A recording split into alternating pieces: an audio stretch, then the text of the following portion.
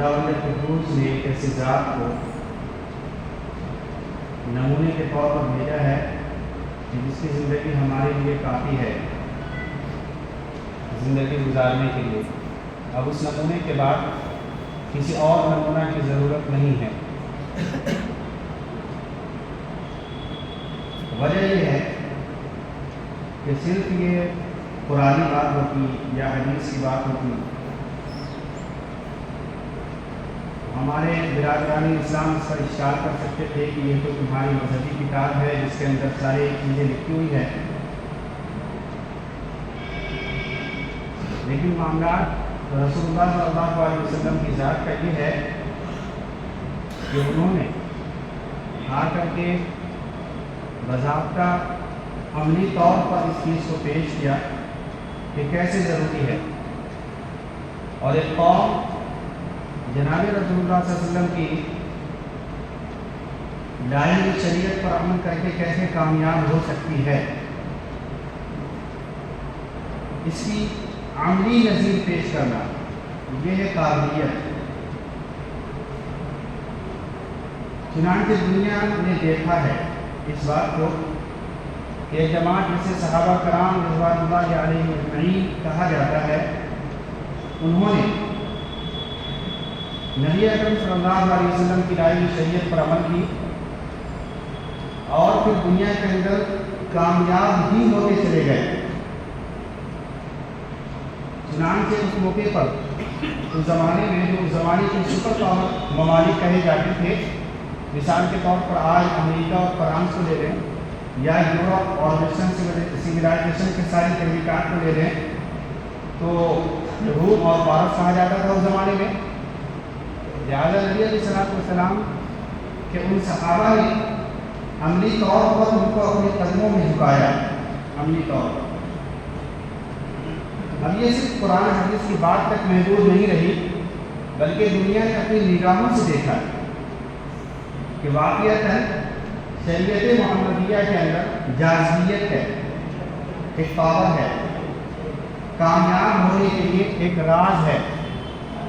کہ جس پر چل کر کے ہی کامیاب ہوا جا سکتا ہے. اس لیے میں نے عرض کیا کہ کسی بات کے پائے ثبوت تک پہنچنے کے لیے، تکمیل تک پہنچنے کے لیے، اس کی حقانیت کو منوا لینے کے لیے صرف گفتگو تک بات ہو یہ ادھوری بات ہے. چنانچہ قرآن مقدس گفتگو ہے، حدیث بھی گفتگو ہے. لہٰذا اللہ نے اس گفتگو کو پائے تکمیل تک پہنچانے کے لیے سارے انبیاء کا سلسلہ شروع کیا تاکہ کوئی یہ نہ کہہ سکے یہ باتیں صرف مذہبی کتابوں تک ہی محدود ہے، عملی طور پر دنیا نے اس کو دیکھا نہیں، بلکہ اس امت نے اس کو دیکھا ہے. اس دنیا نے جناب رسول اللہ صلی اللہ علیہ وسلم کی لائی ہوئی شریعت پر عمل کرنے والوں کے کامیاب ہونے کے نقش و نگار کو دیکھا ہے. لہذا اس ذات کے بعد کوئی نمونہ کے لیے ہمیں ضرورت نہیں ہے، کسی اور نمونہ کی ضرورت نہیں ہے. اس کے علاوہ بھی ہمیں کسی اور شخصیت کی ضرورت ہو، کسی نبوت کی ضرورت ہو، کسی جو ہے ایک ایسے بنیاد کی ضرورت ہو جو یکسر نو کھڑی کیا جائے، بلکہ سارے معاملات اس کے اندر ہیں.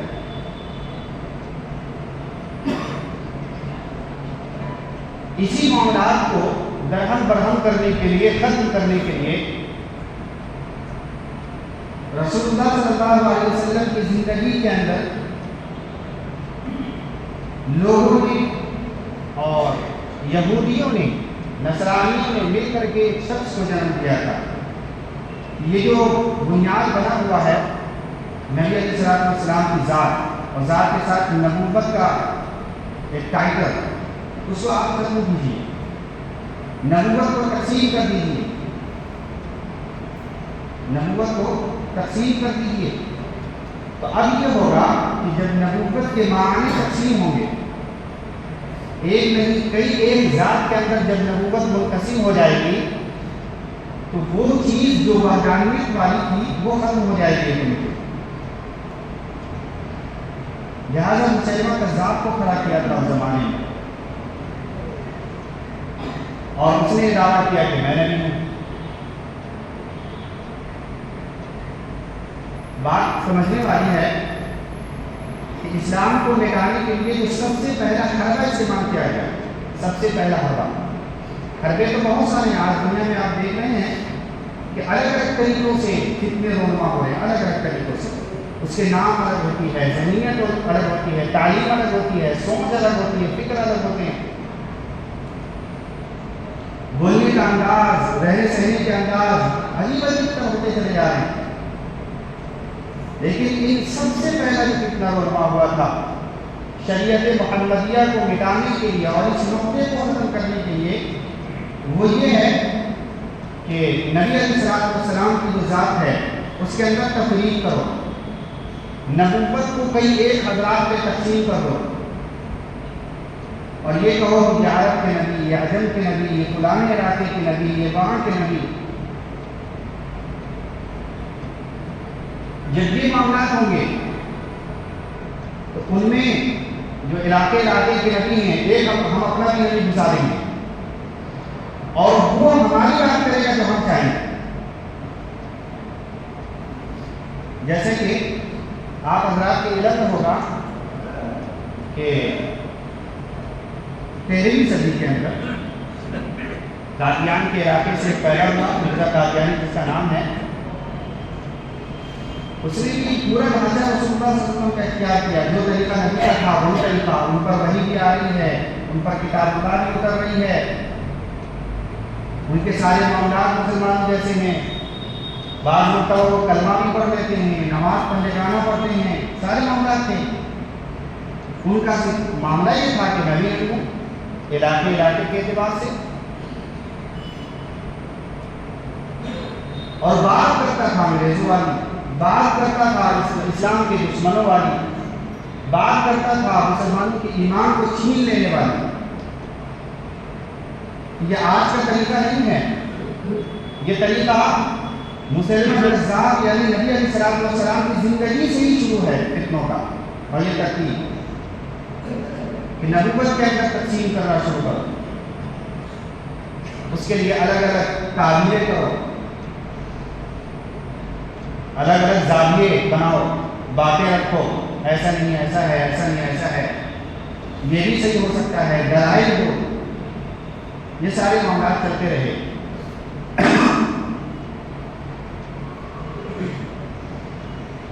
ابو داؤد شریف نے ایک واقعہ لکھا ہے، مسلمہ کذاب نے 2 شخص کو نبی علیہ السلام کے پاس بھیجا تھا، 2 شخص کو یہ پیغام دے کر کے کہ اللہ کے نبی علیہ السلام سے جا کے عرض کیجیے کہ ہم آپ سے جنگ نہیں چاہتے، ہم آپ پر ایمان لاتے، بذات آپ صرف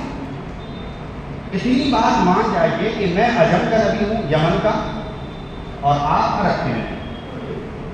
آپ کس علاقے کے نبی، میں اس علاقے کا نبی، اب اس کو تسلیم کر لیجیے، ہمارے آپ سے کوئی جنگ نہیں ہے، آپ اپنی تبلیغ کرتے رہیے، ہمیں کوئی فرق نہیں پڑتا۔ چھوٹی سی بات منوانے کے لیے 2 شخص کو نبی علیہ السلام کے سامنے جب وہ 2 شخص آئے تو قاصد بن کے آئے تھے، قاصد سفیر جسے کہتے ہیں آپ، اس زمانے میں حکم یہ تھا کہ کوئی کسی قاصد کو قتل نہیں کر سکتا، قتل کرے گا تو عالمی جنگ چل جائے گی، ورلڈ وار، یہ پوری دنیا کا نظام تھا اس زمانے میں کہ قاصد اور سفیر کو قتل نہیں کیا جا سکتا ہے، بادشاہ کے بھیجے ہوئے پیغام اور خط لے کے جانے والے کو قتل نہیں کیا جا سکتا۔ تو معاملہ یہ ہوا کہ چونکہ وہاں پہ صحابہ کرام کی جماعت موجود تھی تو صحابہ نے کہا کہ نپٹانے کیا جائے، اس کا کام ختم کر دیتے ہیں، یہ تو بڑی عجیب بات لے کر کے آیا ہے، اللہ کے نبی نے فرمایا ابھی نہیں، لیکن ایک مطلب آپ نے ارشاد فرمایا کہ نبوت کی جو کڑی ہے، اگر آپ چاہیں گے کہ اس کے اندر رتی برابر کی حصہ کوئی لے لے تو میں رسول اللہ اس کو کبھی ماننے کو تیار نہیں۔ یعنی نبوت کی تقسیم کے لیے نبی علیہ السلام راضی نہیں تھے،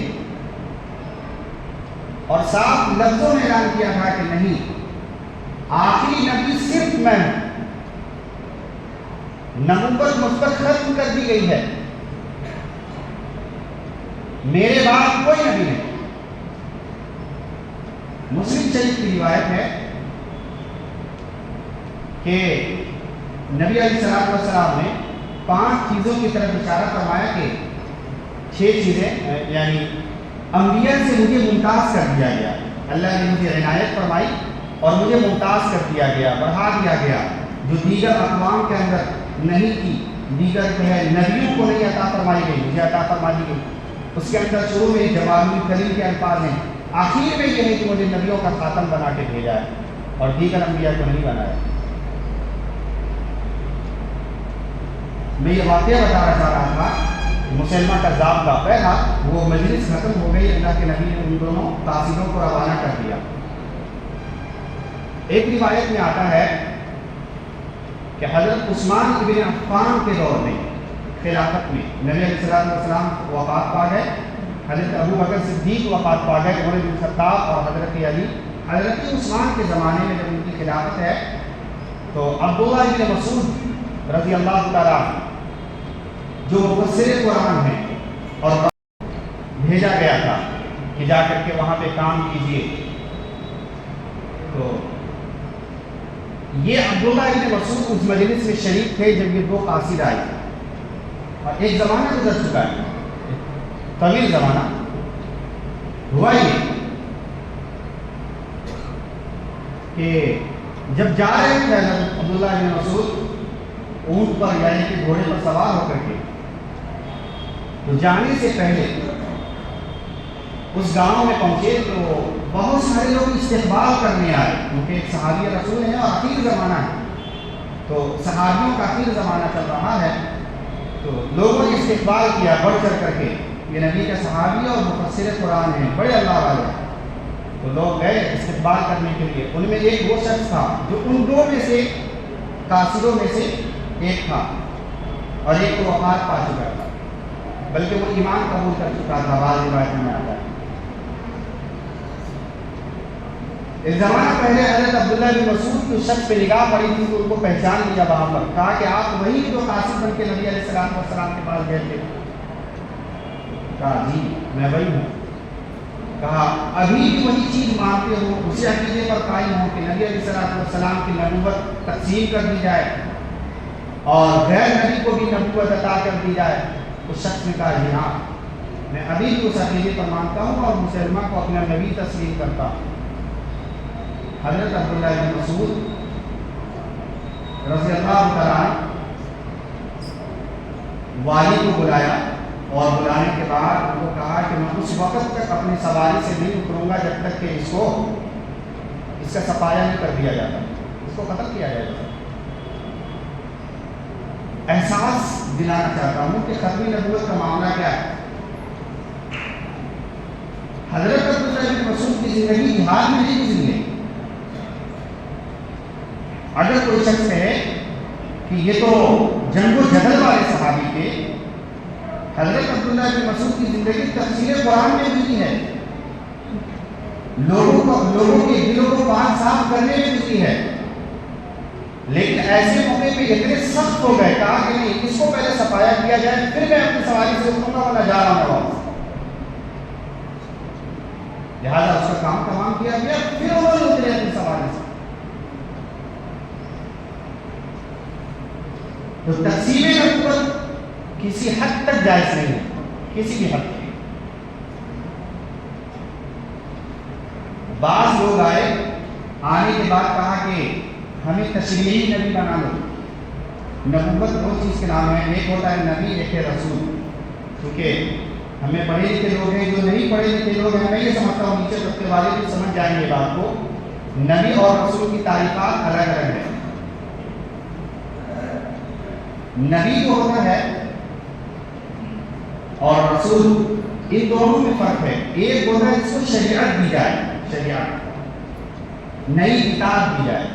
نیا پیغام دیا جائے، اور ایک ہوتا ہے کہ نئی شریعت نہ دی جائے، بلکہ جو پہلا والا ہے جس کی شریعت ہے اس شریعت پر اس کو پرچار کرے، اس کو لے کر کے آگے چلے، اسی کی تبلیغ کرے۔ حضرت موسیٰ کو لینا، حضرت موسیٰ پر کتاب اتر گئی ہے، اب ان کے بعد کئی ایک انبیاء آئے، نبی آئے، تو حضرت موسیٰ کو رسول بھی بنائے اور نبی بھی بنایا گیا۔ حضرت ابراہیم کو نبی بھی بنایا گیا، رسول بھی بنایا گیا۔ حضرت عیسیٰ کو نبی اور رسول دونوں بنایا گیا۔ اس طریقے سے تقریباً 110 ہیں جن کو نبوت بھی عطا کی گئی ہے اور رسول کا مرتبہ بھی عطا کیا گیا۔ لیکن ان میں آپ دیکھیں کہ 1,24,000 نبی کا تذکرہ آتا ہے، تو ان میں تمام کے تمام نبی ہوں اور رسول ہوں، دونوں نہیں ہوتے۔ تو جن پر شریعت بھی ہو اور جو ہے نبی بھی ہوں، رسول بھی ہوں، تو اس کی نبوت کو تشریعی نبی کہا جاتا ہے، اور جس کو شریعت ملا اس کو غیر تشریعی نبی۔ تو بعض لوگوں نے کہا کہ چلو قرآن کو نبی پر اترا ہے، ہم مان لیتے ہیں، تو ان کو تشریعی نبی مان لیا جائے اور ہمیں غیر تشریعی نبی مان لیا جائے،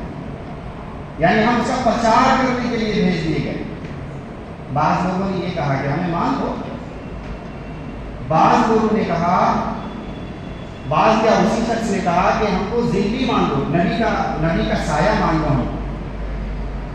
کہ ہر انسان کے سائے ہوتے ہیں نا، تو مجھے نبی کا سایہ مان لو۔ یعنی عجیب عجیب چیز، لیکن یاد رکھیں ہمیں کسی کی ضرورت نہیں، نہ ہمیں غیر تشریح کی ضرورت ہے، نہ کسی سایہ کی ضرورت ہے، بلکہ ہمارے لیے مشعل، ہمارے لیے پیغام رساں، ہمارے لیے خدا کا پیغام پہنچانے والا صرف ایک ذات ہے، محمد رسول اللہ۔ اس کے علاوہ کسی کو کوئی ضرورت نہیں، کوئی نبی نہیں۔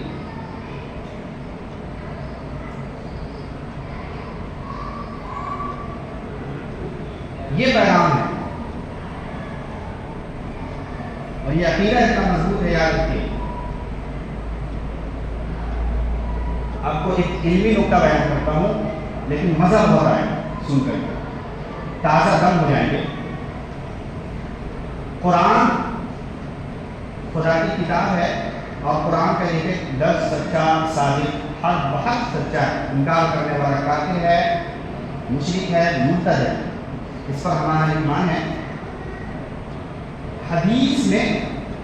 حدیث کی جو کئی تقسیمات ہیں، ان میں ایک قسم حدیث کی متواتر ہے، متواتر جو قرآن کے مقابلے میں آتی ہے۔ جیسا قرآن کا ایک حرف سچا انکار کرنے والا کافر ہے، حدیث متواتر کا انکار کرنے والا کافر ہے، زندیق ہے، بالکل ہو بہو قائم مقام ہے حدیث کی ایک قسم۔ اور باقی جو خبریں احاد کہلاتی ہے، ہم جانتے ہیں، اس کا انکار کرنے والا یقیناً فاسق ضرور ہوگا، گنہگار ضرور ہوگا، کافر نہیں ہوتا ہے۔ مسئلہ ختم نبوت یہ خبر متواتر میں سے، مسئلہ خبر ختم نبوت مسئلہ متواتر حدیث متواتر میں سے ہے کہ اس کا انکار کرنے والا قرآن کی جیسے ایک آیت کا انکار کرنے والا کافر ہے، یہ نہیں کہا۔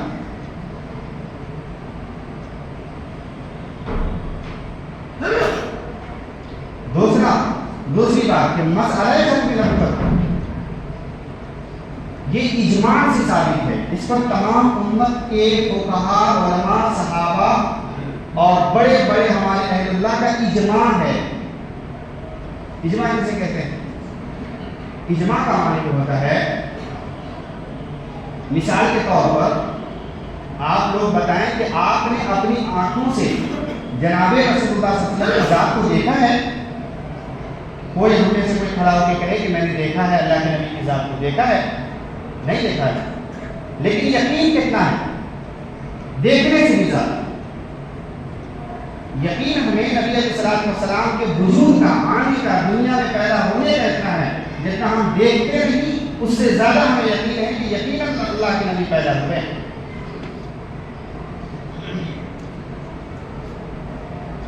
تو یہ جو ایمان کا درجہ ہے نا، بات کو مان لینے کا درجہ ہے، تو اجماع اس بات پر ہو جاتا ہے،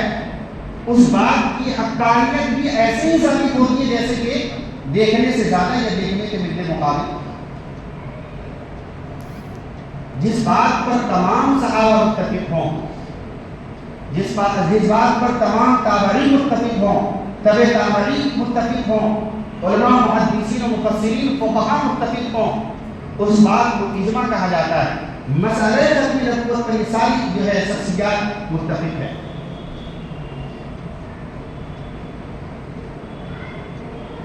اس کے مقابلے میں آپ اتنا بڑا مسئلہ نہیں لا سکتے دنیا میں، بہت حساس مسئلہ ہے، بہت حساس۔ اب یہ سمجھیے کہ ہمارا ایمان ایک آٹے کی مانند ہے،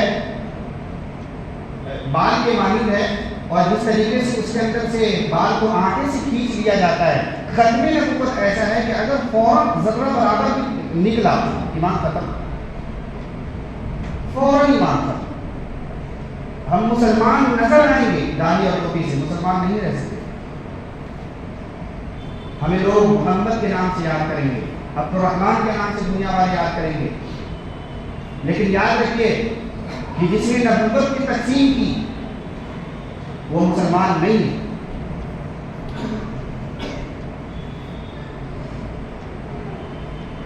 یہ نبی کا فرمان ہے۔ دوسری بات جو جب وقت ہوا جاتا ہے، میں آپ سے عرض کروں، یہاں تک تو بات ہو گئی مسئلہ ختم نبوت کی اور اس کی حقانیت اور اس کے اندر کتنا وزن ہے، کتنا ایمان رکھنا چاہیے ہمیں۔ دعا فرمائے کہ اس مسئلے پر رب العالمین ہمارے دل تک پہنچا دے اور تسلیم کرا دے، بال پکڑ کر کے تسلیم کرائے، نہ ہمارے پھر بھی تسلیم کرائے، کیونکہ اسی کے اندر لگا ہے۔ دوسری بات آپ سے عرض خدمت ہے کہ جب لوگوں نے دیکھا کہ اس پر امت کا اجماع ہو گیا کہ نبی تو نہیں بن سکتے ہم، تو بعض لوگوں نے یہ سوچا چھوڑا کہ اب اس سے نیچے والا جو رتبہ ہے اس کو دیکھو کہاں پہ ہے مسلمانوں کا، تو معلوم چلا کہ ہاں نبی تو نہیں آ سکتے، لیکن حضرت عیسیٰ جو نبی آسمان پر اٹھا لیے گئے وہ تو آنے والے ہیں نا قیامت سے پہلے۔ تو بعض لوگوں نے کہا وہاں کام نہیں چلتا، یہاں کام چلا لیتے ہیں، تو کہا میں عیسیٰ میں آ گیا، میں مہدی ہے۔ اب وہاں سے یہاں پہ چھلانگ لگائی ہے لوگوں نے، میں مہدی بن گیا، میں عیسیٰ بن گیا، مجھے اللہ نے یہ دے دیا وہ دے دیا، عجیب عجیب باتیں چل رہی ہے مارکیٹ میں۔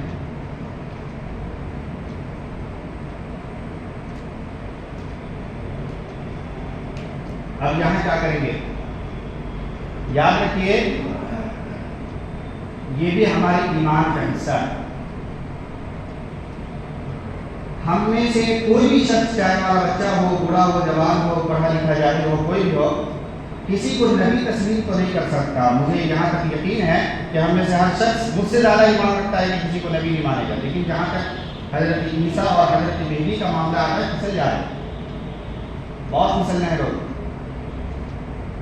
ہر کسی کو عیسیٰ مان رہے ہیں، مہدی مان رہے ہیں۔ ابھی آپ نے نام سنا ہے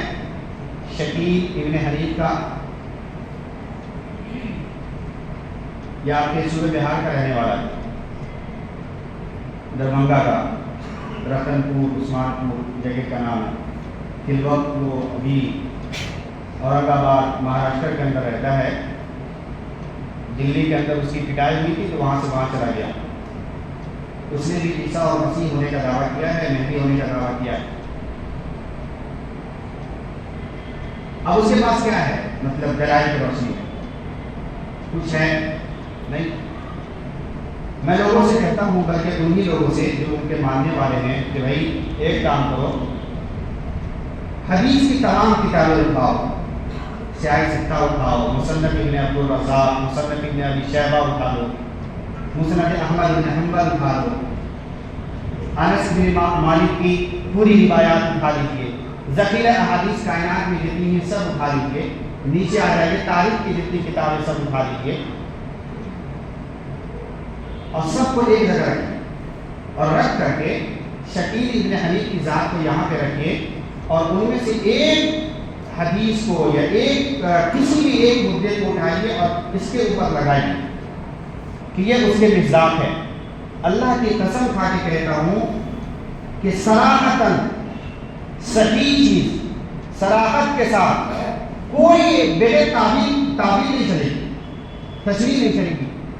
بغیر تعبیر کے ایک حدیث کا ایک جز اگر شکیل بن حدیث پر اگر فٹ آتا ہو، منہ مانگا انعام ہے میری طرف سے اس کو۔ ایک حدیث سنسوانی ہوگی بیچارے پر،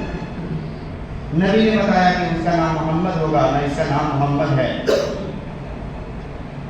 بتایا کہ ان کے ابو کا نام شکیل ہوگا، یہ عبداللہ ہوگا، اس کے ابو کا نام شکیل ہے، ایک چیز نہیں ملتا، ایک چیز ہاں تعویل کرتے ہیں، بڑی اچھی عمدہ تشریحات کر دیتے ہیں یہ لوگ، ایسا ہے ایسا ہے۔ حیرت ہوگی، اللہ کے نبی نے بتایا نا کہ کافر کے بارے میں کہ دجال کے ماتھے پر جو کافارہ لکھا ہوگا، اب اس کی کیسی تشریح کرتے ہیں کہ دیکھو امریکہ اور فرانس ہے تو امریکہ کا کاف علیہ کا ہو گیا اور فرانس کا فا اعظم پر، اور دونوں کو ملا لیجیے تو کافر تو ہو جاتا ہے۔ تو یہ تعبیر ہے اس کی۔ میں کہتا ہوں اگر مہدی ہو، نعوذ باللہ من ذالک، عیسیٰ ہو، تو ایک ذخیرہ حدیث سے ایک حدیث تو فٹ ہونی چاہیے تمہارے اوپر۔ نبی نے یوں ہی بکواس کر رہے تھے اس زمانے میں کہ مہدی ہو گیا، ان کا نام یہ ہوگا اور ان کے ابو کا نام یہ ہوگا اور مدینہ سے مکہ جائیں گے، ان کے ہاتھ پہ بیعت کریں گے اور جو ہے ان کا ظہور ہوگا۔ یہ ساری چیزیں ایسی بہت تھی، ان کی تعبیر کرنے کی ضرورت پڑے گی آج کے زمانے میں۔ تو کیا مسلمانوں کے اندر اتنی بھی عقل نہیں ہے، سوجھ بوجھ نہیں ہے؟ لیکن وہی معاملہ ہے کہ جہاں پہ ساری چیزیں آتی ہے ایمان، جب انسان کا کمزور ہوتا ہے اور ہمارے علماء سے جب تعلقات کم ہوتے ہیں تو معاملات بھی ہوتے ہیں۔ لہٰذا یاد رکھیے کہ کوئی تقسیمات نہیں، نہ نبوت میں اور نہ ہی رسالت میں، نہ ہی حضرت مہدی میں تقسیم کرنے کے ہم قابل ہیں، اور نہ ہی حضرت عیسیٰ کی ذات کسی اور میں ماننے کے لیے ہم تیار ہیں۔ اللہ رب العالمین سے دعا ہے کہ اس بات کی عقیدے کو ہمارے دلوں کے اندر راسخ فرمائے۔ وآخر دعوانا ان الحمد للہ رب العالمین۔